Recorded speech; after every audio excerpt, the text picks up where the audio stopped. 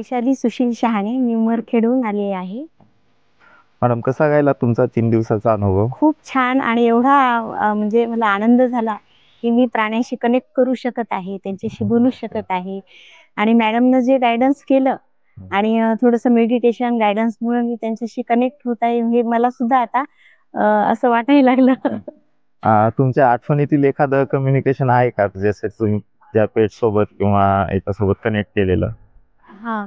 ह्या form house मधल्याच एका फुलाच्या झाडाशी मी कनेक्ट केलं होतं. ओके. तर जेव्हा मी त्याच्याशी कनेक्ट झालं, तर त्याचा खूप सुंदर मला अनुभव आला. त्याला म्हटलं, "तू इथं कसं काय आला बुवा?"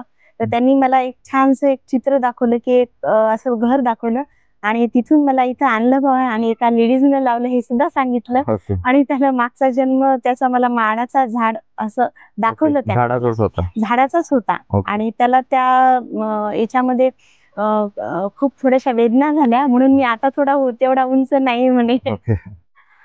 एवढे अनुभव. तुम्ही एवढा दूर आलात, एक हां. 600-700 किलोमीटर प्रवास करून. एकंदर म्हणजे जे ज्योती मॅडम विषयी काय सांगाल, की त्यांच्याकडे शिकण्यासाठी म्हणून तुम्ही एवढ्या दुरून आलात?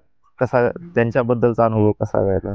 मॅडम बद्दलचा अनुभव सांगायचा म्हणजे जेव्हा मी पॉडकास्ट वगैरे त्यांची पाहिली, तेव्हा असं वाटलं बा आपण खरंच प्राण्यांशी बोलू शकतो का? त्यांच्याशी कनेक्ट होऊ शकतो का? त्यांच्या भावना जाणू शकतो का?